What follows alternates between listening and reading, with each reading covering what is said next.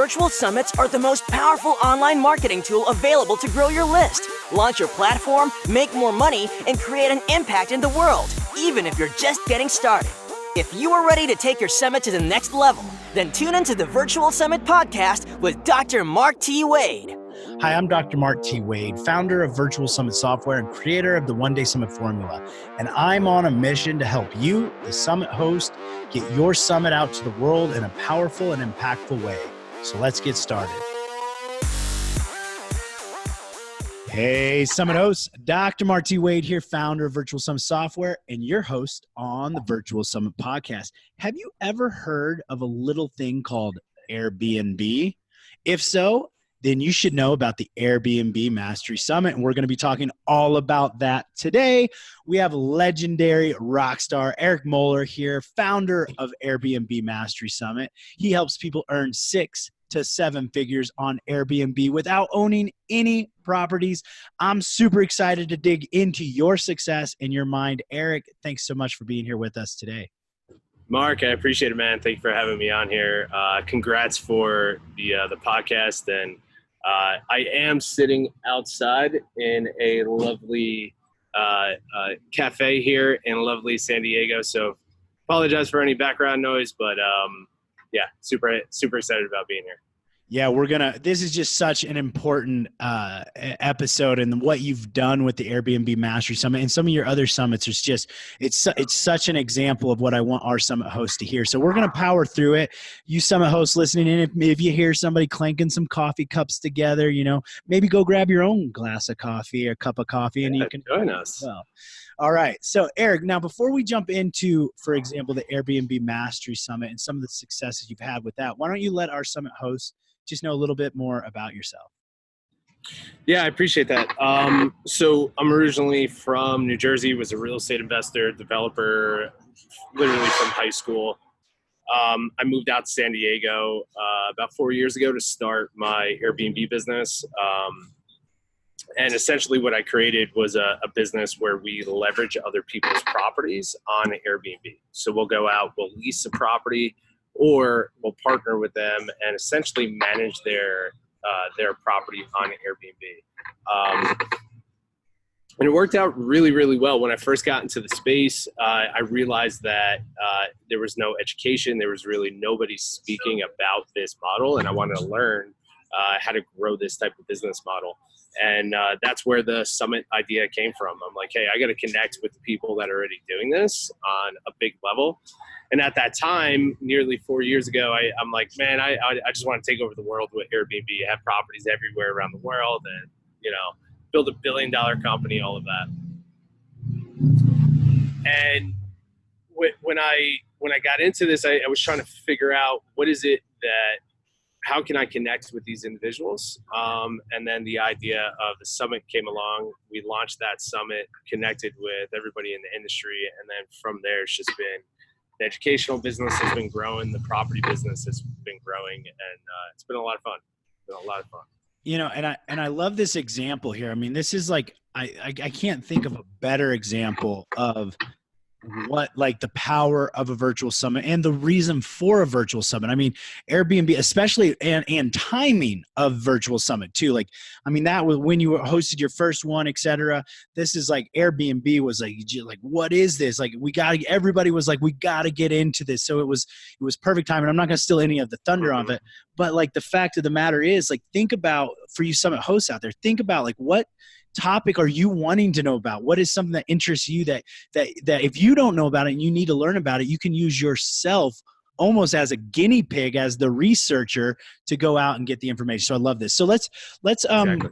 Do an overview. Let's let the audience know about the different summits you've hosted and kind of how they went. Yeah, for sure. So the first one was back in 2017. I believe. So the idea was like, okay, I need to understand how to grow this business. There's other people that are doing it. I want to connect with them. I had a ton of questions myself, and I was using it as a way to educate myself on how to grow the business. So we just came up with a very basic name, Airbnb Mastery Summit. And we just started reaching out to a handful of people in the space, real estate investors that were doing it on a big level. We started reaching out to some of the top companies that we would find in the space that are service providers to the industry, right? So we're like, you know what? These are people that are creating tools and all of that for this industry. Let's bring them in, talk to them about the how they're providing and how they're servicing the short-term rental space. Virtual Summit's software makes hosting a summit easier than ever. The only software in the world designed specifically for hosting a summit lets you set up a summit in a matter of hours with no tech skill or team needed. You can try out the Virtual Summit's software free at virtualsummits.com. But hurry, this is a limited offer. And very quickly, we realized that everybody wanted to talk about this. It was a hot topic. Nobody was really focusing on it. And we brought them together, and it was pretty incredible, man. Like the first one kicked off, we did about 10,000 emails, made just under six figures on that one. And then the second one that we did was just in the beginning of this year. And my approach towards this was, instead of us funding the whole process, let's bring in the service providers. Let's figure out a way to leverage our community and our reach of this summit and sell sponsorships ahead of time to the summit. So we actually funded the summit, got some really big speakers on the summit, and the second one just a few months ago just absolutely crushed it. So, but I do have one major lesson. Don't use somebody else's brand in your name. So Airbnb Mastery Summit was really good when we first started, because it kind of, stamped us into the industry. But because it grew so big and so fast and people knew about it, we got a letter from Airbnb, complaining that we're using their branding in our company. So I realized, like, even though Airbnb is becoming a verb for short-term rentals, we got to get away from that. So that's one major lesson, that we're gonna have to rebrand the entire summit process or summit name away from Airbnb. Yeah, I'd literally just written down, were there any problems with copyright or trademarks? So, I mean, was it as simple as like, hey, don't do this again, or did you have to get into any kind of complex situations? No, usually stuff like that. An attorney will just send you a letter asking you to change the name. That is trademark issues, things like that. And usually, if you just respond back, got it. We're moving forward to move away from your brand, and you actually do that, things will be okay. One thing you don't want to do is ignore it. Yeah, highly agree with that. And this is great information for all of you summit hosts out there trying to come up with your idea or your name. Don't get too creative, or actually maybe get more creative. Although I think it was probably in your guys' best interest to be able to get that little, instead of asking for permission, ask for forgiveness. Like that definitely rolled for you in this case. In the beginning, it was great. Now it's a bit of a challenge. Yeah. And so, and I think that it's going to happen in many industries with many niches and many kind of companies. So just try and find, and there's all kinds of little ways around this. I've got friends that have had similar kind of little letters telling them, hey, change it up. And they found creative ways like changing one letter, changing one thing. So anyways, I'm really glad you brought that up, because it is a good lesson for everybody to know ahead of time. So let's kind of, well, first off, if you don't mind, sharing openly kind of what were the results of it, maybe even from the first one to the second one, and the growth that you saw. If you're open to sharing kind of your results on that, that'd be great for us to all hear. Yeah, for sure. So we again, on the first one, we focused on the service providers and big real estate investors that are tapping into that space. So, we brought on speakers like Tham Merrill from Fortune Builders and HGTV, Ken Clothier, David Lindahl. Like, these are all old school names in the real estate space that have huge followings. Then we focused on, because we knew that, Airbnb, a lot of real estate people are going to love that niche, right? So we went after that niche. Then we went after the service providers, and said, like, hey, this is what we plan on doing. We'd love to bring you on for an hour interview, so on and so forth. And that turned into them also being our main affiliates and promoting for us, of course, right? So the first one we didn't bring on any outside affiliates to help us promote. It was just our speakers and then Facebook ads. We dumped about $10,000 into Facebook ads. But through that, we brought on, I believe it was 15,000 emails for the first one. We raised about $30,000 in sponsorship to pay for the build out and for the ads. And then through sales, we were literally just selling the All Access Pass for $497. And I think we did about 60,000 on top of that as well. So we hit right around that 6-figure mark. But the most important thing, the money's fun, right? That's great. But the most important thing is like now I was able to build those relationships with the top people in our industry. 2 is we have now a community of 15,000 people that we give a lot of value to. And then that just, leapfrogged us into building an educational business and our community, everything else. So first one was great. Everyone was really, really excited about it. The second one was a little bit more challenging because now the industry went from this blue ocean to now being everyone's like, oh, okay, we know what this is about. There's other competitors, other events, things like that. So we had to get a little bit more creative on the second one. Yeah, and that's actually I have a question with that on the big name speakers. So I mean, we all summit hosts are trying to get the big name speakers. There's 2 questions I'd love for you to kind of dig into with that. First off, how were you able to get them? Because we're not just talking about people in the online marketing space. You're talking about like TV celebrities, essentially. How were you able to get them? And were you able to get them to actually promote? And if so, how? Yeah, so the very first thing that we did was look at our circle of influence, right? Like who in our circle can we connect with that has our ideal avatar, but then also has a pretty big reach. And we have pretty good connections with the Fortune Builder crew out here. And, so we got Dan Merrill on board first as our main keynote speaker, if you will.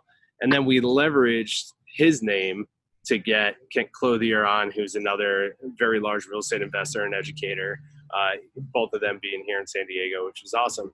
And we use those names to leverage their celebrity status, if you will, to lock up the other speakers, right? And when we first started, we started sending out emails.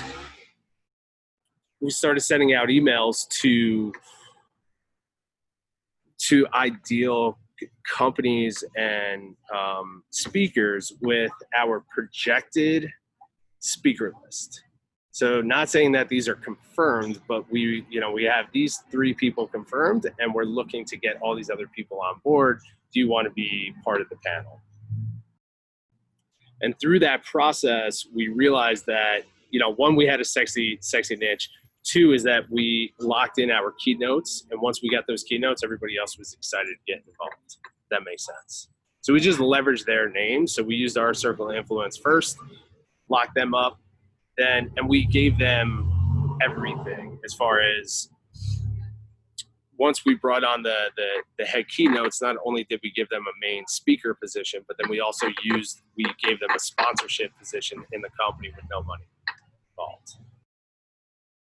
So just leverage the whole time. And then did you have, so most of the promotional aspects came from the speakers. How was that to get them to promote? It was tricky. Yeah. So the top keynotes, the only thing we asked them to do is to show up for our interview. That was it. So we didn't ask them to promote. We didn't ask them to send emails. We didn't ask them to do anything other than show up for an hour interview because we're leveraging their name and their brand. Then we gave them sponsorship positions on all the emails, the websites, all of that. Plus, we also offered to do a email launch for them for any products that they have. Then the second tier down were essentially sponsorships. So $5,000 for a sponsorship hour. Essentially, they get to talk about their product. We get to interview them about their niche, all of that, and they go before and after the keynote speakers. So those individuals, not only part of our contract was you have to pay $5,000 for one of these positions and you get a logo spot, all of that, but 2, you have to promote at least 3 times to your list. And we required that those lists at least had 5,000. They had a reach of at least 5,000 people on their list. So they were paying us, and we used that money 100% for Facebook ads. And then 2 was they had to promote. And then the third tier were people that had larger lists that were willing to promote for us, but weren't willing to pay. So we didn't allow them to speak about their product, but they were allowed to speak on the event. But then they would come to the table with 10, 20, 30,000 emails and promote for us. So that was our process of getting everybody to speak. We didn't expect the keynotes to promote and do anything. Then we had people paying and promoting, and then we had the lower tier that would just promote. Be sure to check out the speaker management tool inside your virtual summit software, which lets you quickly and easily recruit and manage your speakers on your virtual summit, literally eliminating hundreds of hours of work. Get more information at virtualsummits.com. Yeah, so let's dig into sponsorships, because that was one of your guys's powerhouses with the summit and even moving forward now going forward. So like kind of talk us through your thought process when you're going into your summit. Were you all like, did you think sponsorships from the beginning? Was it an afterthought? And then kind of how did that grow and become what actually ended up happening with it? Yeah, I mean, you got to think what we're doing, right? Like we're creating an event, right? And these events are happening all the time, right? In person or online. And what we're doing is we're getting eyeballs to the right eyeballs to the right companies, right? And we're trying to figure out who's our avatar that we're going after and who can we connect them with? What are their needs? Once we figured out their needs, I was like, okay, there's companies that are servicing their needs, so let's connect the two. And right from the beginning, I didn't know what we can charge. It was my first time ever doing anything online, so I didn't know what we can charge for the first one. So we're like $5,000. The second one, we built out the vision of the summit, showed the success from the first one, and our very first approach was to our ideal sponsors. And we created a 3-tier sponsor, platinum, gold, and silver. And I forget the exact numbers right now, but I believe like top tier was $25,000, middle tier was $15,000, lower tier was $5,000. We had 2 companies right from the beginning. Once we showed them the success and we showed them, all right, these are the ideal people that we're looking to bring in for speakers. We're projecting that we can get to 10 to 25,000 eyeballs on this whole event. Through sponsorship, through promotion, and then through the keynote speakers. And we went after that right away. And within 2 weeks, we raised just over $50,000 in sponsorship money. We had 2 companies that wanted to grab the main $25,000 sponsorship. But I actually backed out of that because I didn't feel comfortable enough to deliver $25,000 of value to their products. So and that was just an integrity thing. I was like, all right, if a company's going to trust us to pay $25,000, we got to deliver on that.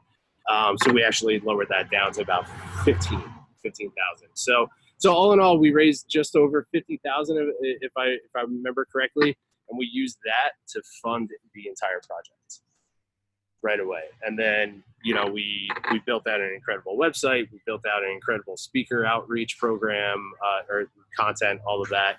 And then my very next step from there was to lock up keynote speakers. And we did some research, and we found out, who are some amazing keynote speakers. And on the last one, we secured Nicole Curtis from HGTV. She's been on HGTV for forever. She was awesome. She does Airbnb properties. Peter Lomer from the new Netflix show Stay Here. It's all about Airbnb and short-term rentals. Chip Conley, who is the guy who really created the culture behind Airbnb. Real big powerhouse inside that circle. So we secured them, brought them on board, and then everybody else below that just kind of fell into place. We had a whole list of people that wanted to speak, and we got to cherry pick who we wanted to bring on. So yeah, so again, our approach was how big can we build this? Who's the perfect avatar? What are their needs? Who's who has a solution for their needs. Let's sell them sponsorship, use that to build out an incredible presence, and then go after keynote speakers to lock those in, and then leverage them to bring in all the other speakers. So couple questions with this, which $50,000 in sponsorship, that's phenomenal. Two questions. First one being, with your sponsors, what were their obligations? Like, what did they have to do? And I know it varied, but maybe just kind of in overall, like, what were the obligations that they had to do?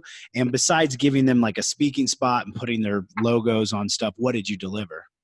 Yeah, so their requirements were obviously they had to pay, and depending on how much they paid, it determined what they can actually speak about. So only the top tier sponsors were actually allowed to talk about their product. We didn't want to turn it into a pitch fest. So we only had 3 product pitches the entire summit. They had to send out at least one email to their following, and then they had to post on social media. That was literally it.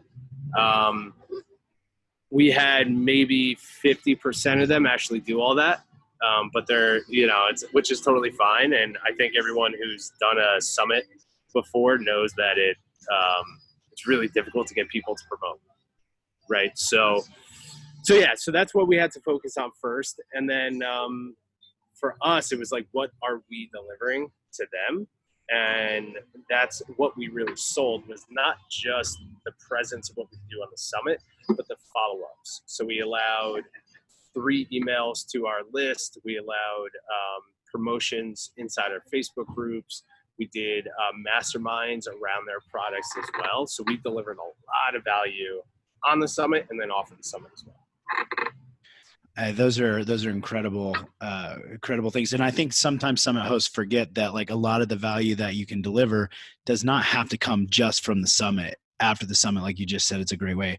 So I've got a kind of not literally offshoot question, but as we start to wrap up this, the interview here, I'd love to actually hear what it was like doing the interviews with some of these celebrities. Like, did you prepare for that? How did you go into it? How was it? Any advice for summit hosts who are going to be dealing with like a high level celebrity or influencer? Yeah. I mean, that's a great question. I spent a lot of time really thinking, what type of interviews do I want to deliver? What type of leader do I want to be on this interview, right? Because like these speakers is just going to show up and they're like, okay, now what? Like, what do I have to do? You have to lead them through the process, right? So I think number one, like, I asked myself, okay, what kind of interviews do I really want to have? And you can do a John Lee Dumas type of interview where you have the same structured questions, which is totally fine. It works. Or you can do a Joe Rogan style interview where it's just a free flow conversation, right? And you have to be really interested, authentically interested in these conversations and in the topic. So for me, I'm a huge fan of Joe Rogan. That's why I bring him up. I literally listen to him every single day. So I brought that. I love free form conversations. So I of course did research about the person and what they do. And I had a few questions kind of outlined, like, I'm really curious about what Nicole Curtis does with her properties after she like, I don't know if you guys ever seen the TV show, but she buys old houses in Detroit, renovates them, and sells them. But I found out that she also turns them into Airbnbs. So I was really curious how she does that, right? And I'm asking her authentic questions. And I realized, like, if you're approaching it with integrity, if you're approaching it as just you're curious as you want to learn and asking questions, they will just talk your head off, right? And for me, I wanted to just see where the conversation goes. Prior to starting off, I asked them, hey, is there anything that you don't want me to ask you to bring up on the topic? And if they say something, I'll write that down. 2 is, hey, is there anything that you want me to drive for you for the keynote speakers? And for Nicole, it was getting people to check out her nonprofit, right, which was awesome. And we've raised a few grand for her nonprofit, which was pretty cool. And then outside of that, it was just like, here's my basic questions. Go, talk to me. Like, talk to me about your TV show. How did you get that? Like, authentically curious about what they're doing. But I think, for your audience, like, the most important thing is like deciding what type of interviews do you want to create? Do you want to create the structure, or do you want to create free form conversation? It's got to be authentic to you. But yeah, outside of that, man, it was really cool. Like the best interview I had was with Nicole. She really opened up and told us about what she's doing with her properties and how she makes them unique. And then Chip Conley, Chip Conley literally stepped out of a meeting with the CEO of Airbnb to do the interview with me, and went back into the meeting with the CEO of Airbnb shortly after. I was like, man, that's just so freaking cool. With the Ever Summit feature inside the Virtual Summit software, you can rerun your summit as if it were live, ongoing forever with one click of a button. This now lets you continue to use your summit forever, bringing in qualified and engaged leads every month into your business. Get more information at virtualsummit.com. Yeah, that is pretty awesome. Like, that's definitely one of those things you'll remember. And it shows something about the brand and about what you guys were creating over there. So one of the questions, like, to circle back around to sponsors, we've talked about some of the benefits, like what you were delivering, and like obviously benefits is promotion and monetization. But what are some of the negative aspects that you had to deal with when you have these sponsors that are paying $15,000? Like, what was kind of the trouble, the hassle, the negative, the things that, our summit hosts should know going into it? Well, I think it's what I was mentioning before. It's like, before you take on any money, you have to really understand, can you deliver value? It's like, if you're a really good salesperson, you can sell sponsorship on a summit, because if you have the ability to get the eyes on the summit, right? And we proved it on the first one that we can get 10 to 15,000 signups, emails, views, all of that. And we were shooting to double that on the next one, right? So, we realized that, like, hey, we can really sell this to the right people because we figured out who the avatar is, the amount of reach that we have, and then the value that we can deliver.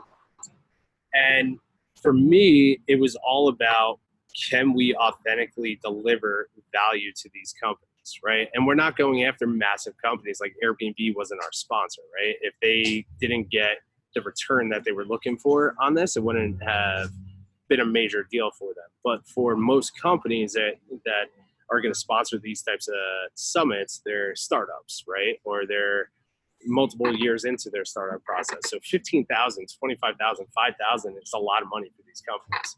So for me, I was like, over and over, can we deliver value? And for them, it's, obviously transferring into clients.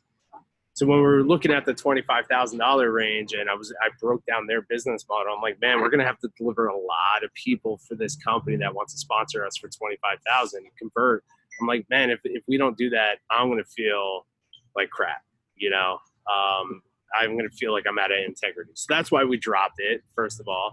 And then the biggest pain after that is sticking with the consistency. So not only do you have to deliver on the summit, but you also have to deliver, we promised them 4 email launches per year, or for 1 email launch per quarter, plus doing a mastermind inside our mastermind. So doing a training inside our mastermind. So you have to deliver on all this stuff. And when you map it out in the beginning, it sounds fun and exciting. Well, it's easy to do that. But when you get 5, 6, 7 sponsors, you're like, oh, this is a whole different level of management and deliverability. And, it's a lot that goes into it. So it's not just a one-time thing. This is a year-long relationship with these sponsors. So yeah, I think the biggest challenge is, like, anybody who's a good salesperson will be able to sell sponsorship if they are approaching their summit correctly. Just ask yourself, can you, with integrity, deliver the value that these sponsors are expecting from you and your summit? That's such great advice. And it obviously worked out, the integrity, what you delivered, and the kind of the brand you did. You've got some pretty cool stuff lined up already for the next one, right? Yeah. I don't want to announce the flagship or the major keynote sponsor and speaker, but huge industry leaders, within the short-term rental travel industry, global brands, hundreds of thousands of people on their platform. And it's just, it's pretty incredible. And they found us through our first 2 summits, so now that we're rebranding away from the Airbnb name, we're able to attract bigger companies and bigger reach. So not only can we bring in these bigger sponsors that will literally, we're trying to close a 6-figure sponsorship for the next summit, which is crazy to me. I'm like, this is freaking nuts, man. So we're trying to close that, and we're trying to leverage their global reach and their global brand to bring on some major keynote speakers. That's just, it's epic. And it just shows, like you don't like you summit hosts out there, don't necessarily shoot for the stars on your first one, but if you put the time, energy, and effort into building something of value that has integrity, like Eric's talking about here, and delivering, then the next one becomes bigger. And then the next one becomes bigger, and then you get to this kind of level. And it'll be exciting once you do go live and you can announce that name, because that's a pretty phenomenal thing you got going on there. So as we wrap this up now, Eric, this has been phenomenal. I've learned so much, especially about the sponsors and celebrity speaker aspect. Why don't you let our audience know what's the best way they can get in touch with you? Some of them probably actually want to check out this Airbnb Mastery Summit, or maybe you can call it X Airbnb Mastery. So, they check that out, and then how they can get in touch with you. Maybe like just a parting piece of wisdom for our summit hosts. Yeah, I appreciate that. So yeah, right now the website is still up, airbnbmasterysummit.com. We're playing with a new name to rebrand over the next month or so. But we are, not only do we have the summit, but we just launched our mastermind, Short-Term Rental Legends. So you can check that out. And that's really for the top 1% inside the short-term rental industry. And then we also have a educational company called Co-Host Mastery. So cohostmastery.com. The best route, one is like anybody who's interested in the short-term rental industry. We have a free community called the Airbnb Profit Club on Facebook. We have 10,000 members in there. So anybody who wants to just learn or connect on that, feel free to join there. If anybody needs to get in touch with me, ask me questions, shoot me an email. Eric@cohostmastery.com. That'd be the best route. You rock, brother. Thank you so much for showing up and delivering. We made it work, even with some coffee cups clanking back there. So thank you, brother. Yeah, thank you. And hopefully the sound wasn't too loud. But yeah, excited for you, man. I'm excited for the community and the podcast. And thank you for having me a part of it. Absolutely. Another big shout out over there to Eric Moeller with the Airbnb Mastery Summit. And thank you to all you amazing summit hosts listening in, spending this time with me and Eric. I'm Dr. Mark T. Wade, founder of Virtual Summit Software, your host here on the Virtual Summit Software. And just remember, your message matters. So go out and make an impact in the world. Don't forget to check out all the links that Eric was talking about over in the show notes at podcast.virtualsummits.com/067. And we'll see you on the next episode. Thanks for listening. Now don't forget to subscribe and leave a 5-star review on the Virtual Summit podcast. Head over to the show notes to check out all the links and resources from this episode, and be sure to grab your free trial of the Virtual Summit software. Now, I want to end this episode by saying to all the summit hosts listening right now, I believe in you, and you can do this. Summits are by far one of the most powerful ways to quickly grow your list, launch your platform, make more money, and most importantly, make an impact in the world, even if you're just getting started. So don't get caught up in analysis paralysis, because the world needs to hear your message, and there are people who are waiting for you to help them. So just get started, because imperfect action is always better than no action. Thank you, and see you on the next episode.